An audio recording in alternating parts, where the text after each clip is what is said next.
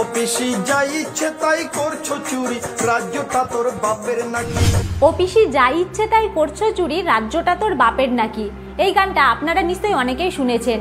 যাই হোক, আরো একবার গানটা মনোযোগ সহকারে শুনে নিন, তারপর আসছি এই শিল্পীর সঙ্গে কি করা হয়েছে সেই প্রসঙ্গে। ও পিসি যা ইচ্ছে তাই করছো চুরি, ও পিসি যা ইচ্ছে তাই করছো চুরি, রাজ্যটা তোর বাপের নাকি। ও পিসি যা ইচ্ছে তাই করছো চুরি, রাজ্যটা তোর বাপের নাকি। দুর্নীতিবাজ ভ্রষ্টাচারী ভণ্ডামিতে এক নম্বরী, দুর্নীতিবাজ ভ্রষ্টাচারী ভণ্ডামিতে এক নম্বরী। যা ইচ্ছে তাই করছো চুরি, রাজ্যটা তোর বাপের নাকি, দুর্নীতিবাজ ভ্রষ্টাচারী ভণ্ডামিতে এক নাম্বারই। আপনাদের কি মনে হয় তিনি যে কথাগুলো বলেছেন একটাও কি ভুল কথা বলেছেন?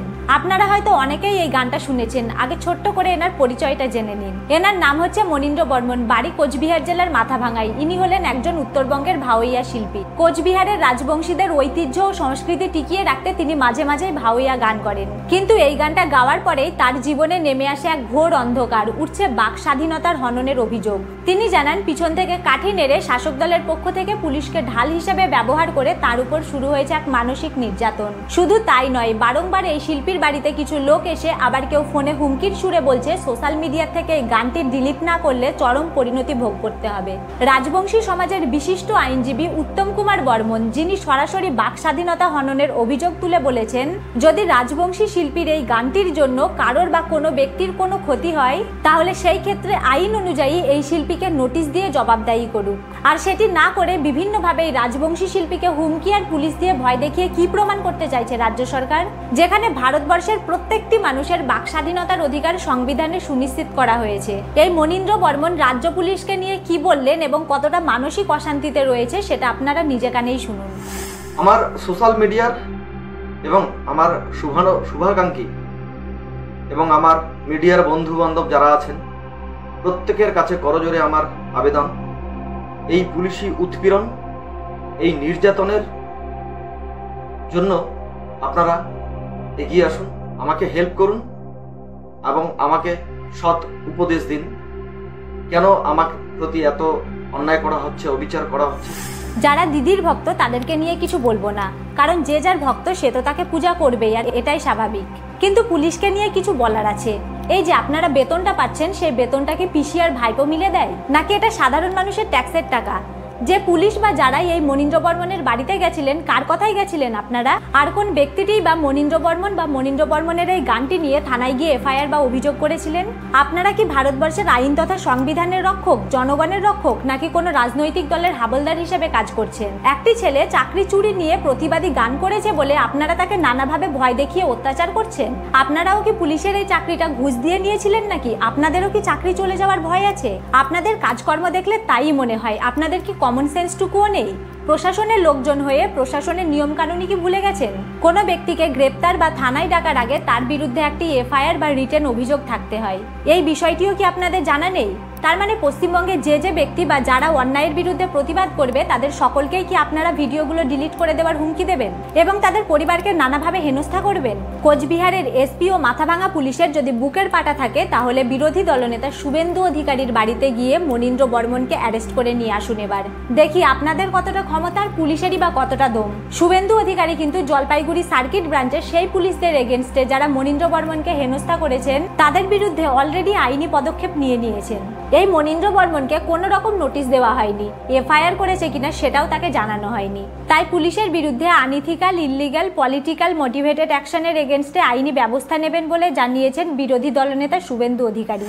আমি কোচবিহারের এসপিকে চ্যালেঞ্জ করছি, বিরোধী দলনেতা শুভেন্দু অধিকারীর কাছে মনীন্দ্র বর্মন আছেন, থাকবেন।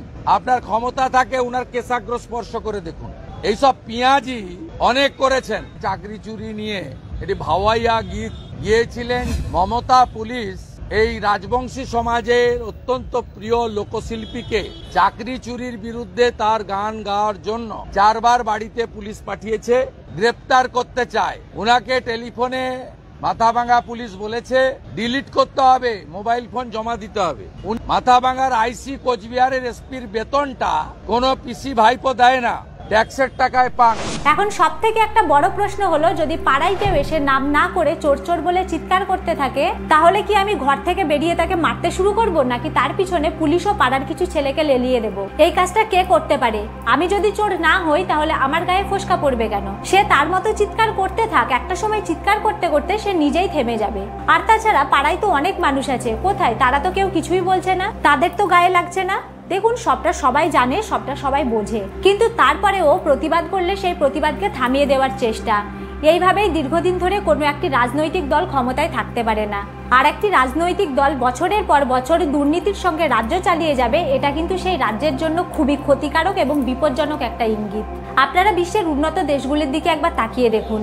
5 বছর বা সেই সরকার যদি খুব ভালো কাজ করে, তাহলে সেই সরকারকে 10 বছরের বেশি টিকিয়ে রাখেন না। প্রতি 5 বছর অন্তর অন্তর তারা সরকার চেঞ্জ করে বলেই তারা আজ এত উন্নত হতে পেরেছে। তাদের মানসিকতা উন্নত, তাদের মানসিকতায় এই পরিবর্তন ব্যাপারটা রয়েছে বলেই আজ তারা এত উন্নত। দীর্ঘ 34 বছর সিপিআইএম এই রাজ্যটাতে রাজত্ব করে গেছে।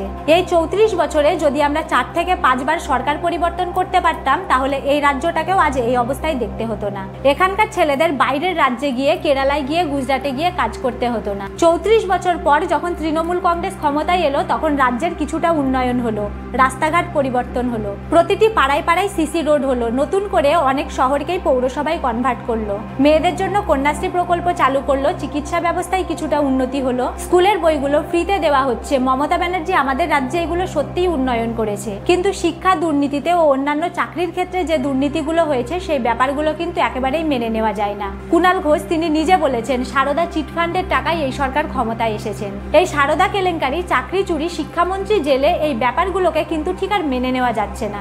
আর পরিবর্তনই উন্নয়ন, এই ব্যাপারটা যতদিন আমরা না বুঝবো, ততদিন শিক্ষার ক্ষেত্রে আমরা যা পরিণতি দেখছি তার থেকেও ভয়াবহ পরিণতি তৈরি হবে এই বাংলায়। আবারও এই তৃণমূল কংগ্রেস কিন্তু 34 বছরের রেকর্ড ভেঙে ফেলবে। আমাদের পার্শ্ববর্তী রাজ্য আসাম, যখন কংগ্রেস ক্ষমতায় ছিল, তখন আমরা প্রতি সপ্তাহে সপ্তাহে আসাম বন্ধের খবর পেতাম। বিভিন্ন রকম জঙ্গি গোষ্ঠীরা মাথাচাড়া দিয়ে উঠেছিল।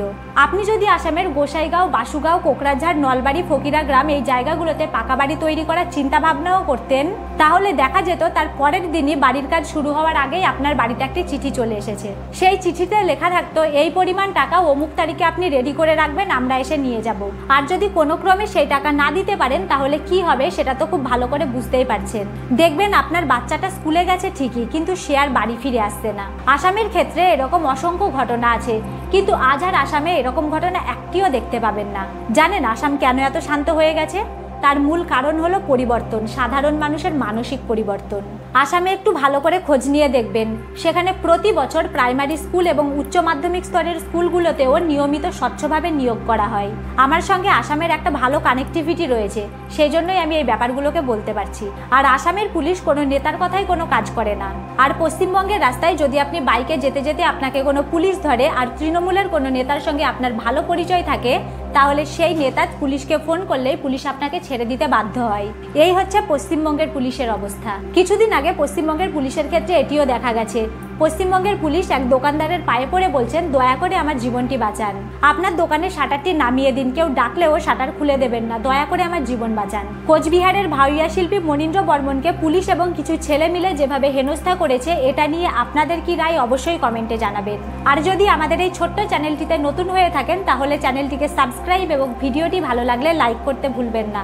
দেখা হচ্ছে পরবর্তী ভিডিওতে। আপনাদের সকলকে অসংখ্য ধন্যবাদ।